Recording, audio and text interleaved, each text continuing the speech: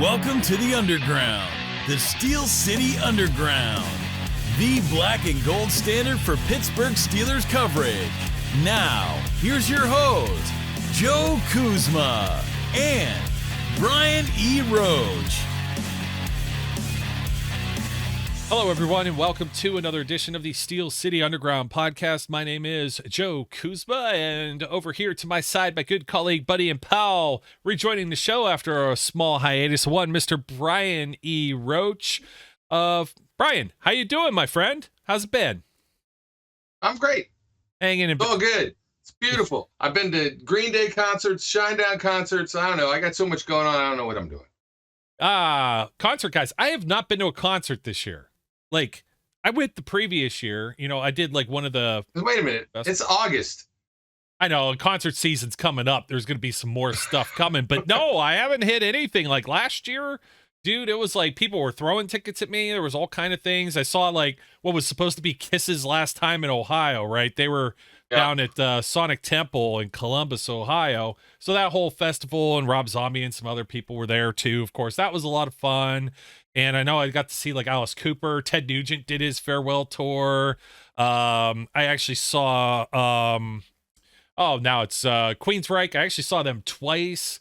Like, and yeah, it's a specific genre here, but that's what I ended up at. Also, here's the fun one for you. I ended up at Mariah Carey at her Christmas tour. Yes. Hey, don't blaspheme Mimi. Okay. We don't do that. Mimi is protected. She's a protected name on this show. So not in Jersey, she ain't. But yeah, man, I was like a concert going fool. We were just and I saw Pearl Jam twice out in Chicago last year too, and we were looking at that and like the dates and the way it lines up with football season. Let me give it to you. Yeah. There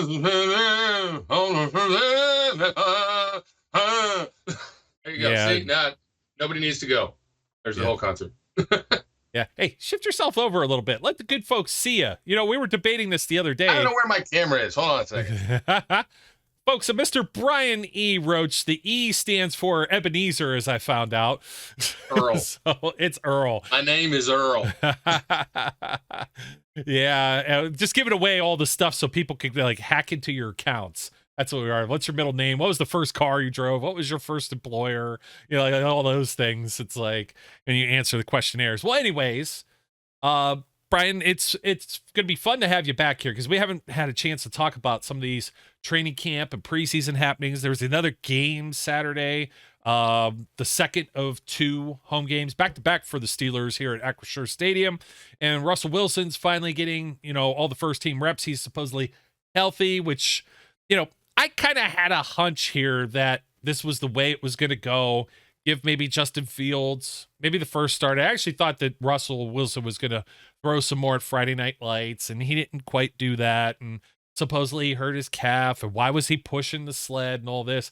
But I think that's all just a ruse to give more playing time and more snaps and more reps to the guy who really needs it and the guy they really need to evaluate, which is Justin Fields, without creating a quarterback controversy. How do you do that? Wink, wink, nod, nod. Russell Wilson's injured, so he can't participate. And he was still participating. He just wasn't doing all the things out there. I think if it was a real injury, then it's the most, they were like, yay! Hopefully not being hurt for a long, extended period of time or anything, but it gave them the opportunity to take a look at Justin Fields, to give Justin Fields some repetitions with the first team, to get a sense of maybe to a certain extent what they have with him. But it didn't change anything. It's funny. Every place, I'm sure this happens to you just the same. Every place I go, they know, whether they see the tattoo or whatever it is, they know, and so they all ask me, oh, what's going on? Who's this? Who's that? And I'm like, same thing. They are thrilled they got this chance to look at him because they don't want to go into next season having no idea how to evaluate Justin Fields. Yeah, exactly. I mean, does Russell Wilson really need all of those reps right now? He took all of them through the other offseason workouts. the mini camps, the OTAs, et cetera, et cetera. So it's not a big deal that it's been Justin Fields up to this point. Now, as we're talking about the Steelers that might be on the hot seat, not necessarily neither of these guys, Russell Wilson or Justin Fields, is on the hot seat as far as losing a roster spot. But for anyone that was hopeful to make something a quarterback competition heading into this season, and it was a non-existent competition, but people just figured there is some because Fields was taking these first-team reps. If he would have went out there and really turned some heads and did some things that you hadn't seen a quarterback in Pittsburgh do for a few years, then I think you got a conversation that started. You may even get a little controversy. The pot's boiling. Justin didn't really go out there and do that, not only with camp, but with that first preseason game. Now, with that said, it's still preseason. Fool me once, as we learned a hard way last year. There's some other things in the machine there that aren't running very smooth. And comparatively, when they're playing the Texans, who already had their first preseason game, a team that looks to be immensely talented and really going to be a threat in the AFC, if not the entire NFL this year. And then they're playing their first team guys, where the Steelers have a lot of the first team folks sitting. They will be playing this week. So you may get to actually see some reps from TJ Watt, Alex Highsmith, Cam Hayward, etc. On offense, really that means Russell Wilson. A lot of the offensive players were already out there. You don't have the same kind of seniority and veteran, perks for, Najee Harris. But he was out there, I think maybe he carried the ball once or something. He at least dressed. I can't remember, to be honest, because there was only like maybe 3 series with Justin Fields, and none of it was like, oh wow, this guy is definitely the future. Now, I will say this much. And we're both Ohio State guys, so we have no reason to hate on Justin Fields. I've been accused of just hating on Justin Fields. But the translation from college to pros, and we know the stigma around Ohio State quarterbacks, Justin Fields has a hell of an arm. And I think he's accurate, too. I think he's an accurate quarterback. But there's something with his vision. And I was asked this by somebody the same way. I was wearing Steelers stuff, and they were asking me, what do you think about Justin Fields? And I said, I don't want this to sound the wrong way, but it just seems like everything moves too fast for him. Maybe like it's not coming to him, breaking it down slow enough, like the certain reads. And there's times where he forces the ball or makes a play or just holds on to it for just too damn long. And I know everyone like claps and they're like, look at this like long ball from Justin Fields. And it was like one play at training camp like last weekend. And I'm like, there isn't a chance in hell that happens in a game. I think it took like 7 seconds for him to finally find like the 4th receiver down the field that sprung open because the defensive backs got tired from running in circles. And three pass rushers, they all come up and they're ready to tag him, swap the ball or whatever, but there's no contact on the quarterback. They're not even wearing pads in practice. And that's the thing that worries me the most with Fields. So I don't want anybody to be like, yeah, you're down on Fields. The other thing that was asked was, does he have the happy feet? Does he like make that one read and immediately scoot? Kenny Pickett was starting to do that. Mitch Trubisky, notorious for doing that.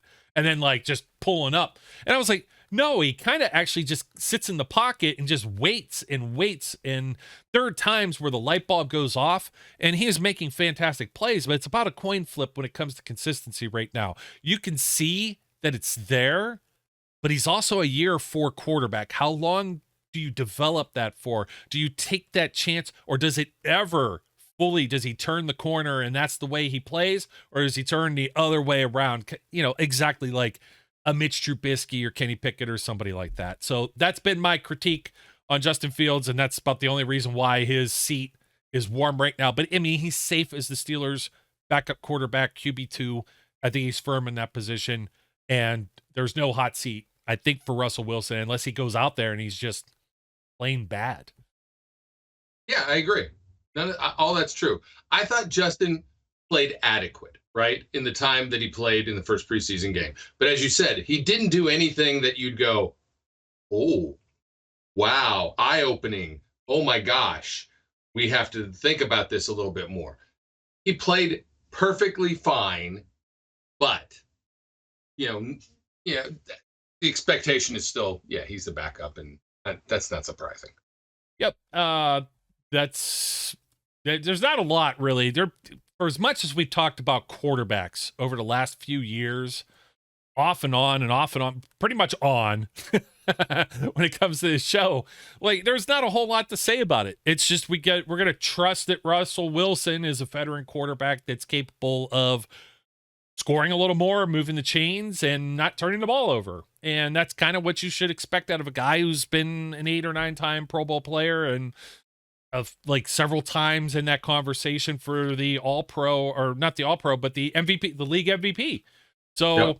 I mean, that's what we're expecting. And a guy with that kind of pedigree that already has a Super Bowl ring, he's going to get that benefit of the doubt over the guy that was just a high draft pick in college, and they didn't hasn't necessarily had his career pan out that the way some others may have expected it to this point. Moving along, got to bring it up, Brian. Brandon Aiyuk, because we got to bring up wide receivers and hot seats.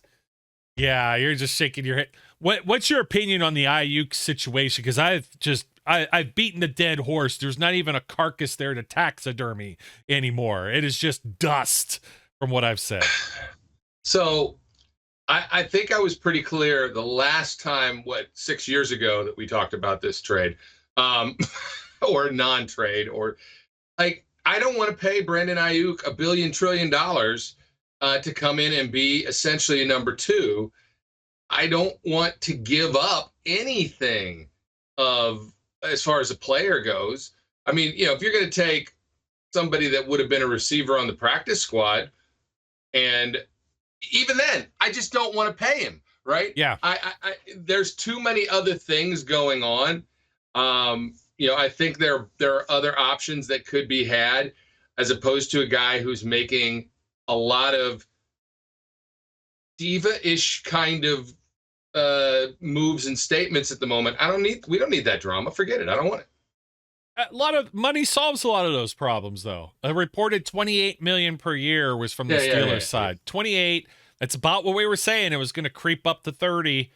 Top 5 contract, but is he a top 5 receiver? I mean, I had a struggle to even put him in the top 10, and I know some people thought it was crazy, but I think they could get that same kind of production out of Pickens, who's under a rookie contract for the next 2 years.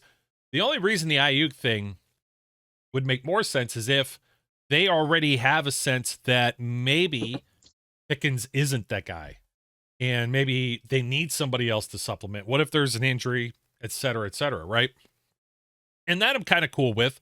But then you're kind of making a conscious decision here that there are tough decisions to be made going forward with expiring contracts after this season. Najee Harris, Pat Freiermuth, Cameron Hayward, restricted free agent Jaylen Warren, maybe several others, James Daniels, which that seat might be hotter than I thought when we get to the offensive lineman. But that's kind of the Aiyuk thing. I don't want to give exactly what you said. I don't want to give anything substantial up. Now, if he doesn't end up signing with them, he plays under this, guaranteed 5th-year option. I think it's like $16 million. The Steelers have got that. They've got that space that's free. And then if they extend him, they can kick that money around however they want, massage it. But they also don't have the quarterback under contract next year. And when you've got like Trevor Lawrence making $55 million a year and Tua Tagovailoa making $55 a year, and Dak Prescott's looking at that and I felt like Dak Prescott should have been the MVP last year, not 22 or 24 passing TD Lamar Jackson. And Dak's out there looking at that maybe I could be 60 million, and you're just like, where's this going? I got to take a step back from what you just said. Yeah. You thought Dak Prescott should be the MVP? Oh, absolutely. I absolutely thought, and it's not because I like Dak Prescott. I just thought quarterback play in the NFL last year, for as much as these guys make, was actually pretty piss poor. And a lot of that was also because 60-some quarterbacks suited up and started last year too. So, it kind of comes with the territory of hey, Ben Roethlisberger led the league in interceptions the one year. It was 17 interceptions, which was the fewest that were thrown in a decade or something like that. It kind of goes hand in hand there, Brian. But I look at Lamar Jackson's stats, right? He didn't throw for 4,000 yards. He didn't even have 500 pass attempts. He threw for 36, 78, and 24 touchdowns. He only had 7 picks. That's all fine and dandy. Took 37 sacks, which is the second most in his career. Comes with the territory of, he's a mobile quarterback, but he only had 1 fourth quarter comeback, no game-winning drives last year. I'm like, is this really an MVP season? And then you look at, he's running the football. He had 5 rushing touchdowns. He's done better than that. He's equaled that once, and in 2 other seasons, he's done more than that. And 148 carries, 821 yards. So he has some running back statistics there, too. But you take a look at, Dak and the Cowboys and their playoff team, and I believe they won their Division II last year, if I'm not mistaken. But Dak threw he had 590 attempts, 4,516 yards, 36 touchdown passes to 9 interceptions. And he had 3 game-winning drives. That, to me, is much more MVP level. I'm not just hating on Lamar because it's the Ravens. I just look at that, and they were 12-5. He was 12-5 with Dak. He played every single game. So I'm just gonna tell you, McCaffrey should have been the MVP. Oh, I wouldn't disagree with that necessarily either, but they give it to quarterbacks. So if I'm looking at merely, my problem is, I think Dak lost as many games as he won. Right? He choked, and what again? Same problem I have with Mr. Mr. Inconsequential or whatever we call him, Mr. Overrated. I just don't see it. Until he wins something, I don't see it. Yeah, it's just he completed 410 passes. He completed 69.5% of his passes. So I'm not just blowing smoke here, but yeah, if anybody, I know, I get it. If anybody was an MVP and he wanted to give it to the running back, Christian McCaffrey was on fire. He scored in how many games in a row? He really transforms that 49ers offense. I know that Kyle Shanahan, just like his dad, could throw anybody in the backfield and probably make salad out of, crapola or whatever. But Christian McCaffrey was on a whole other planet. And I mean, he's a dual threat guy, 3 down type of back. It doesn't behoove his health whenever he is down there for 3 downs, but I digress. Going a little further out there, running backs. There's nobody on the hot seat. I think Najee Harris and Jaylen Warren are the 2 guys. Cordero Patterson has been working out individually in camp and stuff. He was in full uniform, pads and everything, did not play in the preseason game on Friday, which I thought was kind of surprising. I thought we were going to see him with this new kickoff rule, the dynamic kickoff rules that are out there.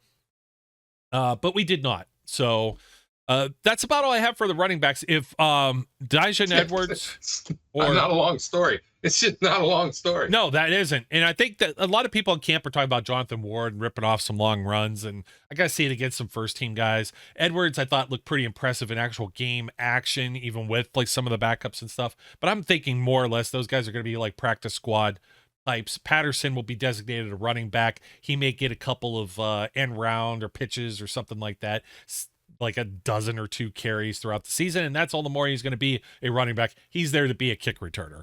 And that'll do it for the running backs. So, yeah, I nothing else to add there. It's just running backs who are ripping off long runs against JV competition. I'm just not that impressed. Yeah, it's hard. Champlin, it was looking okay, but it's again, and Edwards, I think, led the team in rushing the other day with just the 3. He had the 1 longer run. It's always going to look more impressive.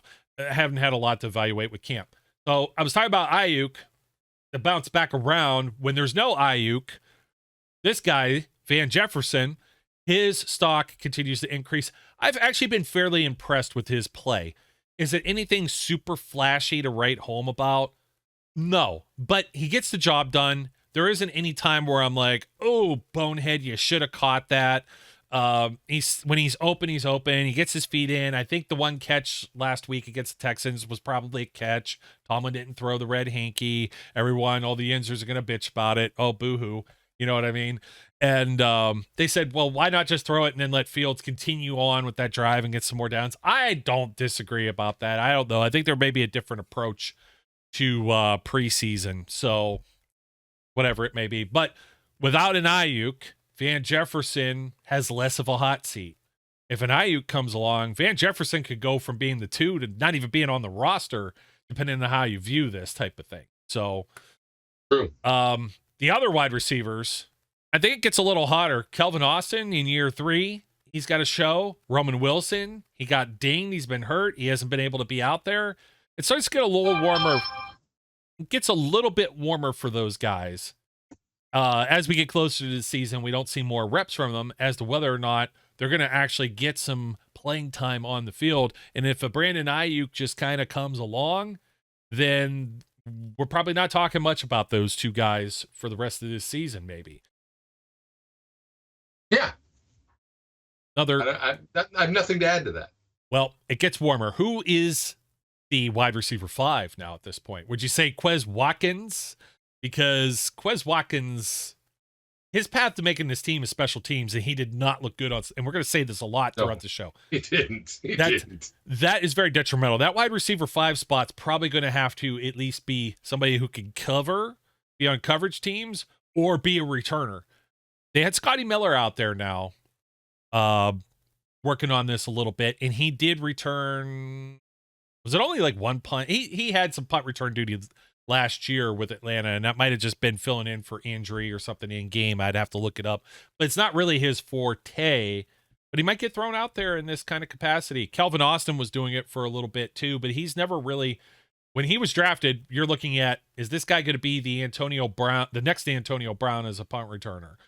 And Deontay Johnson didn't do it, and Calvin Austin thus far hasn't done it. And Calvin Austin kind of makes me a little jittery too. Not as much as like a Gunnar Olszewski or a Ryan Switzer type. There you go. But Ryan Switzer, run 10,000 miles to get 2 feet. the fastest slow guy ever. Like, he didn't gain much ground. And then Gunnar, let's fair catch this out of bounds or whatever the hell he was doing. Like, and then step out of bounds. Like, if you just let the ball bounce, it was a penalty and out to the 40, a dingbat. Like, that will never be forgivable. Like, his mistakes were like colossal mistakes in the grand scheme of things. So I always wonder, because there was myself and Dave Damashek, if you're familiar with that name, got into it back and forth on Twitter. Nothing real heated, I think friendly, but he was saying, what happened with Kenny Pickett will undermine anything that Justin Fields does as far as the preseason. If Fields does this in the back of Mike Tomlin's head, then I've been fooled once, like we were just saying. Oh, and there's no question about that. I don't believe so, because you know why? Kenny Pickett was the top guy. Fields is not the top guy. So I don't think it's weighted in the same category, because Fields is not the starter. Russell Wilson is there, and I think that's more of a hurdle for Justin Fields to get over than the bad taste left in everyone's mouth from Kenny Pickett. Let me I guess quantify what I'm saying. Okay. I think every single member of the team. No, I don't think there's anybody that you're going to look at and go, okay, they're going to be that based on preseason at this point. The whole team looked amazing in preseason last year, and at various times the whole team stunk it up. The team that we saw week 1 versus the team we saw in preseason just didn't exist, including defense and offense.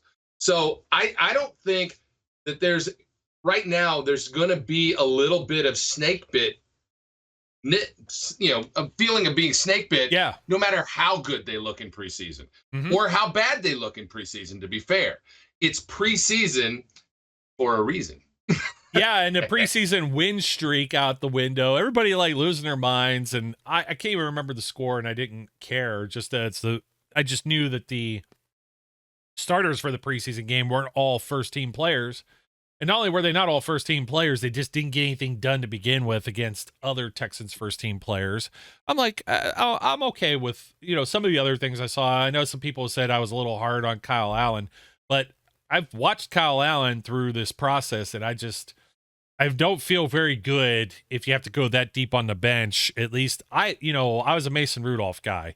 You're not going to get that out of me, out of Kyle Allen. I think he can be serviceable, but I think he has a lot of the same tendencies that he is where he is with his career, because he holds onto the ball and doesn't read the speed of the game at the NFL level.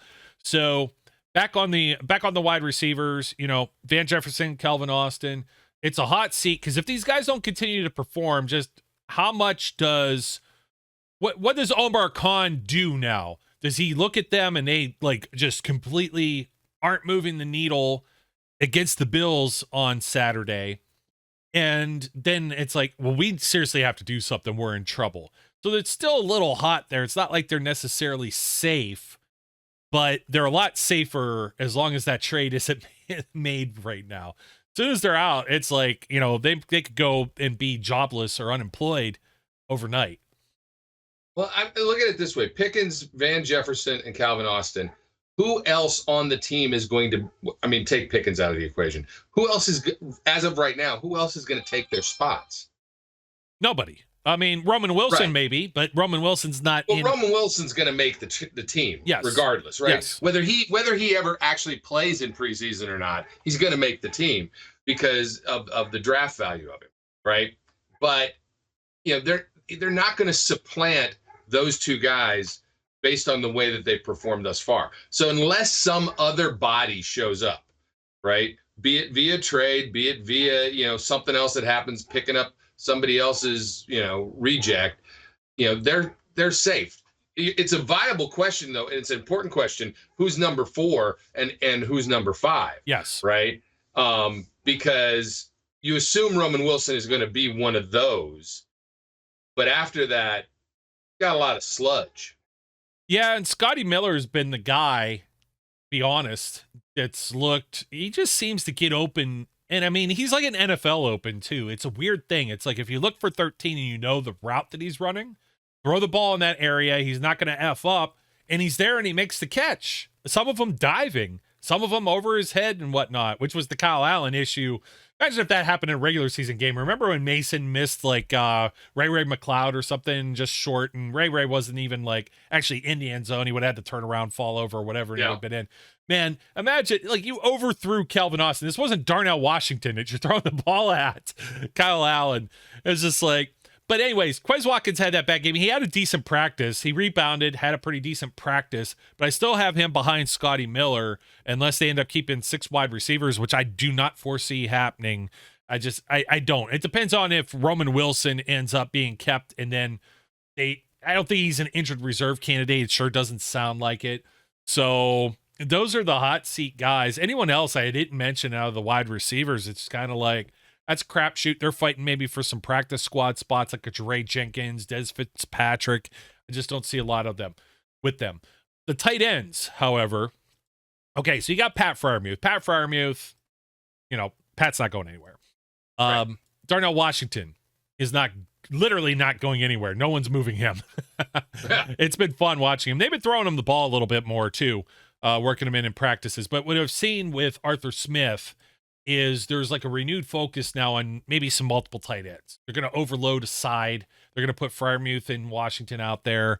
They're going to use a fullback, Frank Coletto, which his seat's hot because this guy can't make any mistakes. And he's been a mixed bag when they've tried to use him maybe in a passing situation or something. Fullbacks aren't going to get thrown the ball much, right? So he could earn a spot, but I struggle to see it. The only way he's getting a spot is because we've got some guys that are going to be like PUP list and IR candidates or suspension list guys when we move over to the defense, right? So I'm kind of curious if Coletto ends up sticking around or an extra tight end like Michael Pruitt or Rodney Williams, who was on and off practice squad, main roster. But that starts to get like, it gets like really like a log jam there, Brian, because if you got like 3 or 4 of those tight ends, who I didn't mention, who's listed as a fullback and a tight end who hasn't been lining up as a fullback. Yeah. And he played Connor Hayward. He played pretty late in that game, which is, it's awkward. Like, is your place safe? Like, cause sometimes some of the veterans that get thrown out there early in this process is like, these are the guys that really have a hot seat. There was more of them on the defensive side of the ball than I feel on the offensive side of the ball in this case. But I'm a little bit concerned about that. Connor Hayward doesn't have as defined a role as we may think, and he could be on the chopping block. Now, he's got a cheap rookie contract and his brother's still on the team, so that may be things that kind of pull in his favor. But I haven't seen a lot of, what do you want to say, usage or cases where he's going to be used as much as I say, hey, they just lined up an I formation and they got a fullback back there, but it wasn't Connor. It's this, undrafted guy. Where's he from? I almost want to confuse him with the guy Michigan State. Is it Michigan State? I wanted to confuse him with Connor Hayward. Yeah, he's from Michigan. No. Jack Coletto. And I don't know where. And he's listed as he's listed as the second team guy on the depth chart, which we know, Oregon State. That's where he's from. So I remember there was the kid that came from Iowa last year, and he quit and like immediately like retired or whatever from the NFL. So Anyways, that's quite a bit on the tight ends and whatnot, but it's a little bit concerning. I think that covers everything but offensive line. You got anybody that's got a hot seat on the offensive line, perhaps? Well, I mean, here's the thing. It's not really fair to say that his seat is hot, but he is under pressure, and Zach Frazier is gonna be under pressure, right? He needs to perform. I think we will. I don't think he took any first team snaps in the first preseason game, but I think we'll see him taking first team snaps in this game. Yes, I agree. And he needs to perform. He's not going anywhere, right? They're not going to cut him. He's not at risk of not being on the team. But I think there's a lot of pressure on him because I don't think Nate looked great. No. In fact, the Nate, snap problems, not a good initial thing going on there. this is that archaic Mike Tomlin make the rookies earn their spot. I've seen Frazier as that game went on. He may have had like the jitters of first game, stuff like that. It wore off. He was getting second level. You really saw the team, like those running backs we were talking about. I know some of the competition he's up against, but he looked good, if not great, against some of those guys, if not dominant at times. It's not going to all be perfect, but Broderick Jones looked about the same out there too, and they're switching ends that he's on. I wonder like what they do with Dan Moore, because now Fautanu is also a guy that got dinged here, and now he's missing some time. He probably will not be a week one starter. And if you go back to Broderick Jones last year, that's kind of the same path, I think, before he actually gets out there. We mentioned that Dan Moore is not a swing tackle unless there's somebody they pick up as a swing tackle, or they feel like somebody like a Dylan Cook is good enough to roll with should they need somebody out there. Then maybe Moore is a trade candidate, but I just don't see them giving up a guy that has, like almost 40 games of NFL starting experience, good or bad as it may be. He's bottled up some guys like Myles Garrett in the past, and just moving on from that, and with all the other new pieces. So you've got somebody that's already familiar playing right tackle in Broderick Jones. Hey, the only thing we're plugging in differently now is we're going to put Zach Frazier out there. Now, Nate Herbig. Nate Herbig. Yeah. Did I tell you about this from Friday Night Lights? One of these kids, Nick Herbig signing. And it's like 12-year-old kid, 13-year-old kid. And they're like, hey, Nick, can you go get your brother Nate? And I just thought that was like the funniest thing ever. Like, hey, you're not good enough. Go get the other guy that's nobody really knows. If you're getting Nick Herbig's signature, why do you want Nate's? I don't know. So Nate he's a $4 million cap savings if they were to extend or need the money for anything. And I think that they have enough guys in reserve. Mason McCormick has not been taking any center snaps, though. We know he's done that at the college level. And I think McCormick really does look like the future, maybe behind James Daniels, who's still young. He's like 28 or something and good. Just one sack that he gave up. James Daniels is like in a contract year. It's a little warm there. I don't think he gets. Let me take a look. Because I don't think they would jump with the newness that's on the offensive line. But just for the sake of it, they would save $8.2 million if he were to be probably released and or traded. So it's not without the realm of possibility, but I don't think it's entirely plausible that you would see an offensive line that would have Isaac Seumalo as the only real true veteran guy that's played a full NFL season. I don't think Tomlin's going that route. However, Zach Frazier was starting to take some first-team reps as training camp closed. Rightfully so. I think he's earned them, and I think he's the first guy that's going to be in his proper position. Fautanu ain't going to be there week one. Broderick Jones probably still going to be a right tackle and not a left tackle. But I think Frazier has got to be the center. Those bad snaps that you alluded to and some of the play from Herbig, it just wasn't clean. And it seems like it's really forced. And now that Russell Wilson is going to be first team quarterback, you're going to have to put the first team center and build that rapport so you have everything nice and clean going forward. Not to mention, Mike Tomlin started Kendrick Green, who was not a true collegiate center as a rookie.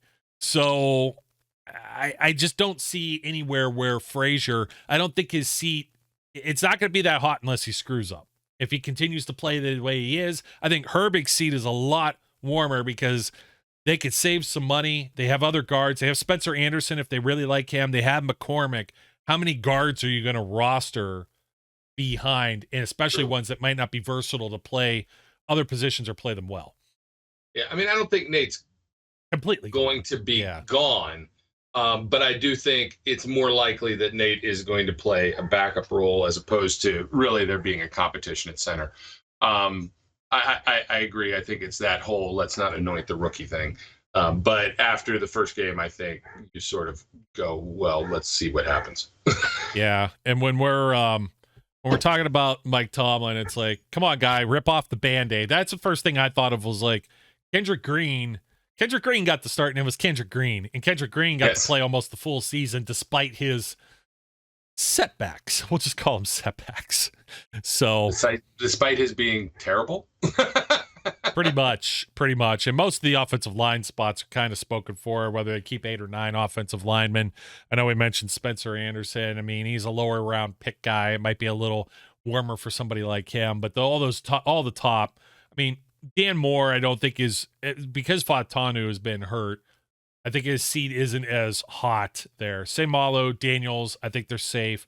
I think Frazier slides in there, and then you have Jones and Moore. Fatanu makes the team. That's a 6 offensive lineman. I mentioned Herbig, that's 7. McCormick would be 8, and then it's the guys beyond that if they keep a 9th. More than likely, maybe Spencer Anderson. Dylan Cook made the roster last year. I don't think he was active for any of the games, but an offensive tackle. So, well, we'll see about that. Now he flipped to the defensive line, and Braden Fajoko gets placed on injured reserve. That was the guy that was really kind of hanging at the bottom because it seems like everything else has kind of just fallen into place. You got Cam, you got Larry Ogunjobi, you got Keanu Benton.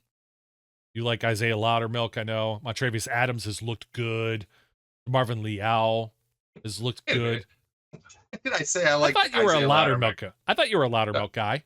No, I'm not a Loudermilk guy. I don't dislike Isaiah Loudermilk, but he's had enough time to prove that essentially he's a backup. I don't see anybody threatening his spot though, at least as a backup on the depth chart.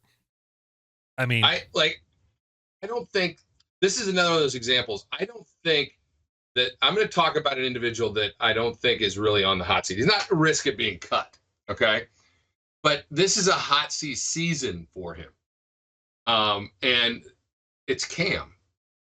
Yeah. I mean, it is a hot seat season for Cam.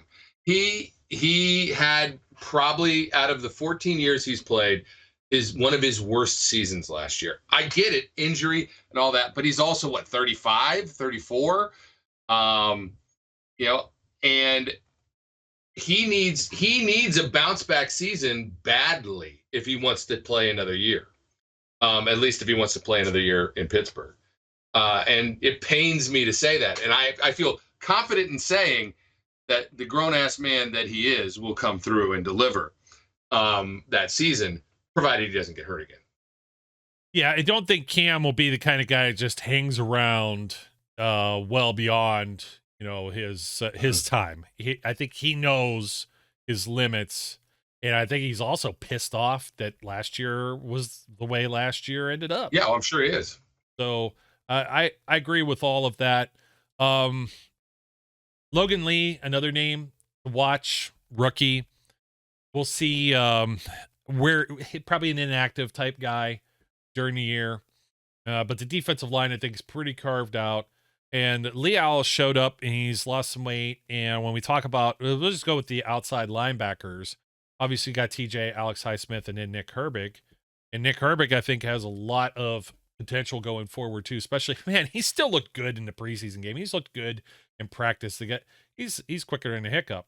But Marcus Golden retires, and it still leaves you in a lurch for depth. Now what do they do? Yeah, the depth is gone since Marcus Golden decided to not continue. Yeah, so I don't know. I look at this and I see, they have Jeremiah Moon listed as an outside linebacker behind TJ Watt. Got a sack. He blitzed. He went inside during the formation, almost one of those like cross dog type blitz. And then I'm looking Kyron Johnson, Julius Welshoff. Jacoby Windman. They have him listed twice, so that might count for something. Maybe he has an inroads to make it wrong. But none of these guys, excite me. And none of the guys that I already had mentioned out of the top 3 are in any danger or have any kind of hot seat. You remember a couple years back, we had that guy from East Jabip College? Who was he? Was it the Division II guy that was trying to make it in the pros? Well, and he got to play a couple games, but it was clear he was not good enough. They got a weird name. I don't remember his name now. You're not talking about Samson Ebukam, are you? No. He was on our team. Okay. He was a Steeler. Oh, hold on a second. That'll come to me. Was it another Adams? His last name was not Keon Adams. No, it was not an Adams. Jeez, we're just I know he's a white guy. Sutton Smith. No, Sutton Smith. Not Sutton Smith. Oh my God, this is going to be a trivia question for the folks in the comments section. Can't remember who he is. But anyway, he played a couple games at outside linebacker, and there was the briefest amount of maybe he can do something, and then he disappeared. And that's that's because he wasn't that good. And I think that's where we're at right now. If one of the main guys gets hurt, we have that kind of guy. Not Anthony Chickalo. No, not Chick. Not Chick, and not the kid from UCLA either that got hurt every camp or every preseason. I can't remember his name either, but he got I want to call him Tonka or something. I don't remember what his name was. I don't. It's escaped me. But anyways, we'll move forward. Yes. Despite this, because I wanted to mention just that DeMarvin Leal has been splitting some time in playing as an edge rusher too. So he's been playing with his hand in the dirt and standing up, all depending, and with whatever rotation of guys that he's been in there with. So I'm kind of wondering if he still kind of bleeds into maybe being that extra outside linebacker. I mean, sometimes it's great, and Mike Tomlin loves versatility. And then sometimes being a tweener, as we were talking about with Connor Hayward, could be like the kiss of death. If you don't have a defined role, then it's well, what are we going to do with you? And then you don't end up making the squad at the end of the day. The inside linebackers continues to be, it's interesting because you have Patrick Queen and Landon Roberts, and then you have Peyton Wilson. Peyton Wilson almost played the entire game. I don't think there was anybody, maybe a couple guys that played more than him, but he played 3/4 of football, as did Zach Frazier in that Friday game. That's indicative of rookies, and it's we really want to get these guys up to speed because these are the guys that are going to be playing in the regular season, as opposed to some veterans who get in there and have to play that much to prove and justify their roster spot. One of those guys that didn't get in there was Tyler Matakevich, but I think he's safe as far as a special teams guy. Mark Robinson's the one that I'm now concerned with, that maybe they hasn't developed as much, but should still maybe have a spot on this team, provided Cole Holcomb, it's been crickets out of his camp. Some people were saying, oh, well, see, his injury was worse than you thought. It's a full year to recover from that. The dude got hurt in November. So he's on the PUP list. We'll see this roster transaction, how that ends up playing. If somebody, I got to see what ends up happening, because when he's actually on the PUP list, I think it's just a lateral movement back onto there's an active or non-active or whatever it's called. There's 2 in the preseason. Zach and I talked about this a few shows ago. I looked it up. The business part of this basically is, does he go on IR or is he on PUP list? And that's how soon he can return and how he's counted toward the roster. And if he has to be on the 53, because remember, Josh Dobbs got straight put on IR. You can't return once you're put on IR during the preseason. That's it. Your season's done. But there's been other players that have to make the 53 and then be placed on IR for the accounting purpose of, now they made the roster, now they're going to be eligible to come back during the regular season because they were on that first 53-man roster. That might be what has to happen with Cole Holcomb. It might mean somebody initially, when we see the moves that are made for the 53-man cuts, somebody's going to get cut and brought immediately back. That could be a Mark Robinson. Might be a Tyler Matakevich, actually, because Tyler Matakevich isn't a guy that's going to be out there for a second contract, whereas Robinson would actually revert to waivers, and you run the risk of losing him through that waiver wire priority. If he goes unclaimed, then he comes back. But Matakevich is basically a guy that's would become an unrestricted free agent, doesn't have to sign in with anybody else, knows he's going to be brought back and re-signed within a day. So we'll see if any of those kind of shenanigans happen, because we may see the same thing with the corners. I know your phone's blowing up, man. I know. It's loud. That's it. I'm not going to say that. I'll get you in trouble with the missus if I'm like, your dating apps are blowing up. Yeah, that would not be good. I don't have dating apps. Yeah, neither do I. Nobody wants to date me. It's okay. I don't want to date anybody either. Okay, we'll leave that at that. Corners, though, I think there's a lot of hot seats in the cornerback room outside of Joey Porter Jr. and Dante Jackson. Starting with who's right behind these guys. I mean, Corey Trice is now getting some time. He looked pretty decent in the preseason game. And that's just can you trust him, though? He's had no like NFL experience. I think Mike Tomlin is a guy that at least wants somebody that's a veteran, that's done it before, to be behind the main, the main guys like a Joey Porter Jr. or something like that, right? Anthony Everett is a veteran guy that should have been able to do that, and he did not look like a veteran guy, I think, on Friday. I think he was kind of a fish out of water.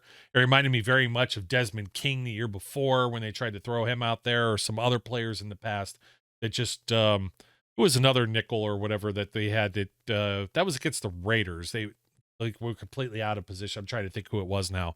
When they tried to replace Mike Hilton initially, I think, but the name's escaping me. And it was just one of those things. Can you afford that to happen again in the regular season? And, I look at Darius Rush. Darius Rush wasn't very impressive. Everett wasn't very impressive. Corey Trice was halfway decent impressive. Will they add another corner to this room? Because Cam Sutton's going to have to go on the commissioner's suspension list for 8 games.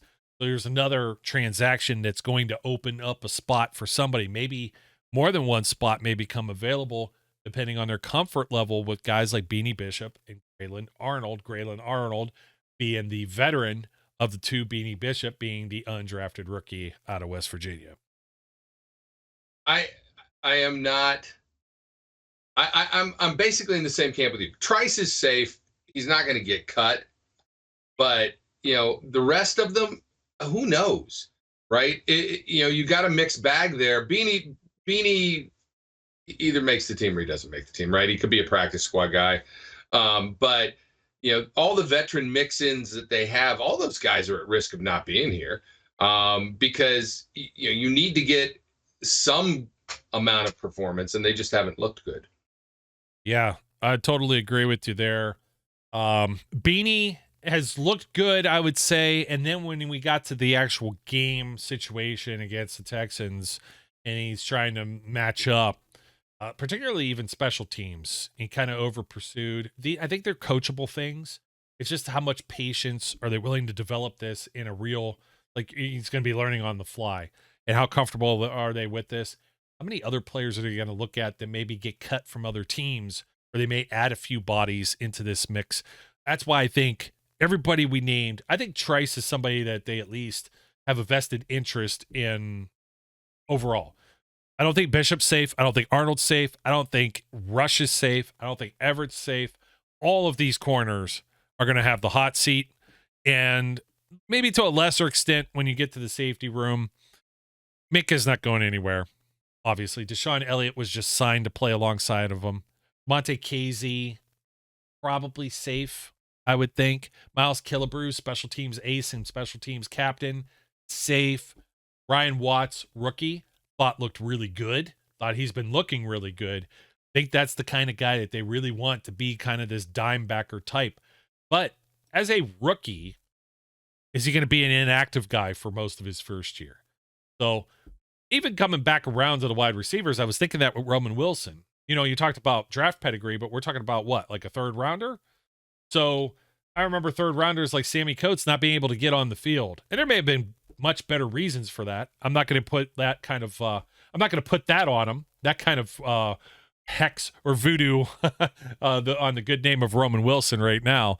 But the defensive backs room, I think the safeties, they also look at this and got to be like, how many of these guys did we go through last year? And we really had to scrape the barrel to find someone else to be able to play. So that corner room, I think it's going to be these next 2 games. There's going to be a lot that's going to be decided. And I just think you just have a bunch of bodies of guys that, no one's really stood out beyond the starters. Yeah. I can't know. argue. I said a lot there, Brian. And the only other ones, I had something that I put in one of the, I got in an upcoming article. I'm kind of wondering, because I look at special teams. Cameron Johnston, everybody's been saying it, might be one of the more important signings the Steelers have had in a while. I didn't think the Texans punter looked very good that they're replacing him with. I was like, so thank you for allowing the Steelers to acquire your very good punter. Chris Boswell, the established guys, Christian Kuntz. But Cordero Patterson, he's got to get on the field. He's still got to get on the field. He's an old man, and he's there for only one reason. And if he cannot return the ball, the Steelers got a guy that's kind of like maybe a new age slash in John Reese Plumlee. They're trying to do everything with this guy. He's returning kicks. He's working on returning punts. He's working as a wide receiver. He's working as a quarterback. I think that this is one of those players that Mike Tomlin finds that's out there running around. And he goes, this guy is an athlete. He's a football player. I need to find what we can do with him. Now, that doesn't mean that they're going to cut Kyle Allen in place of Plumlee.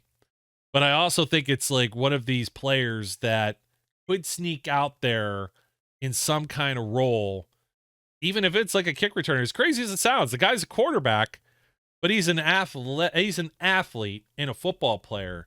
And maybe even just a specialist that makes it if he could return kicks. Because we know damn well Tomlin doesn't want to put starting wide receivers. And he definitely doesn't want to put any DBs out there. He never exposes his DBs. Maybe that comes from him being a defensive backs coach. And also the depth that's out there. You could sacrifice your wide receiver 4 or 5. You could sacrifice a QB 4.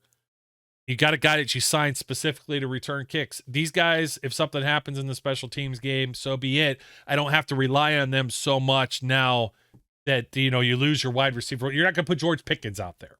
You know what I mean? Right. Somebody like that. So I do look at it. There may be some extra here with the special teams, this new dynamic kickoff rule where he might carve out a role, an actual role for somebody like a John Reese Plumlee. And then he's out there. I don't know. So it's a possibility. If he gets that opportunity, his seat will be really hot. Couple news and a little bit of notes just for this game for those that are outside of your general Pittsburgh broadcast area. We'll have all this stuff up on steelcityunderground.com within the next day or two, and you can get all of the local stations that are covering this game. But it will be nationally broadcast on NFL Network. So it's another game at 7 p.m. on Saturday. So if you get NFL Network, you're going to be able to watch this one just like you could have last Friday. You don't have to just have the access to the local channels be blocked out. You don't need the NFL Plus and watch on a smaller screen or anything like that. How many series with starters or presumed starters? I think does offense get a full quarter? Russell Wilson.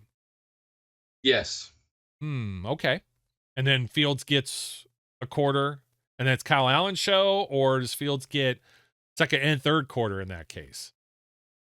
I think Russell will get the first quarter, unless here's the caveat. Let's say that they look fantastic. They go down the field, they score. Mike Tomlin might say, "Okay, I'm good," right? And then Justin will get the rest of the first half. Yeah. If they don't, then he's going to go back out and he's going to get he's going to have the first quarter. Justin will have the second quarter. If they want to see more, he might get a little bit of the third. But yeah, then I think it's Kyle Allen and maybe the other guy. Yeah, I think Plumlee isn't going to get any until like the very last game against the Lions. I think Wilson and maybe Fields gets like a couple series, just like the Friday game last week and something like that. Defense, though, Mike Tomlin has left guys in for like a whole half plus, depending on who it is. So, and depending on how they play. I remember, Do you remember that preseason game in Philly where they just stunk? Yes. And I'm sitting in Philadelphia, which is not a good feeling to begin with. It's never any fun to go to Philadelphia and watch a game. But I'm sitting in Philly in the stands, and I've got guys turn around going, "Are your starters still in this game?" And I'm like, "Yeah, I think Tomlin's going to keep them in until they stop somebody." Yeah. That was pretty wild. So you may see a little more than usual. I still think your mainstays like a TJ Watt or Cam Hayward would come out first in this game, and they're going to exercise their little bit of veteran privilege. I wonder if Chris Boswell actually kicks in this game, or if it's still going to be Matt Wright. Matt Wright pretty much secured the fact that he may not be on an NFL roster at all unless it's break glass in emergency. Like, I had actually considered whether or not they would roster 2 kickers. You don't want to expose Chris Boswell, like Sean Swisham, career-ending injury on special teams coverage in a preseason game. So I just, I don't know. Those are kind of things that kind of go through my mind. But other than that, maybe not a whole lot of preview other than the names that we mentioned, some of the hot seat guys. There's not a lot of them, but there are a few more openings because of a Cole Holcomb or a Cameron Sutton, or guys that, you know, they'll be on this team, but they will join at a later date down the road. And you had, you know, like a Fehoko go on injured reserve and stuff like that. So I think there's still some spots to be hammered out. Keep an eye on this. Once again, 7:00 Eastern in Pittsburgh, Acrisure Stadium. Pittsburgh Steelers hosting the Buffalo Bills for preseason game number 2, nationally televised on NFL Network, locally 80K to CBS 2 out of Pittsburgh. Yes, sir. What day is it? Is it Saturday? It is Saturday. Saturday. That's right. Saturday. So if you want to go, use my new Twitter handle, text me, and I'll give you my preseason tickets for the game, because I'm not going. That is, and that's, if you can't read the little bit that's there, it's Brian E. Roach, SCU. That's Brian E. as in Ebenezer Roach. As in Earl. And look, I'm giving away tickets. I am not Scrooge. I'm sorry. I wish I could feel as generous, but I split the season with my cousin, so I took the first game and he's taking the second preseason game. So that's where it ends. But anyways, folks, that'll do it for us for this show. Don't forget to like, comment, and subscribe. Brian, it's good to have you back, even Ebenezer or not. And we'll be back here after the game sometime, maybe at the beginning of the week, and we'll discuss what's there, and then leading into the final preseason game and what else needs to happen. So any parting thoughts, my friend? Don't get fooled by preseason. There you go. That's a good one. I mean, yeah, I'm sorry, put you on the spot. Usually I just thank you and you're like, it's great to be back and everything like that. But no, our 2%ers got some valuable insights from you. So thank you for joining us. Deep wisdom. Deep we need a new graphic. Deep wisdom with Brian. Oh, jeez. Yeah, we'll play like the Quiet Storm music in the background. That would be great. So have like a fountain or something going, the Zen. The Japanese rock garden. Anyways, that'll do it for us, folks. My name's Joe. His name's Brian. Till next time, we encourage everyone out there to be safe, be good, and we'll catch you later. We would like to thank you for listening and remind our listeners to follow us on social media and our website, www.steelcityunderground.com.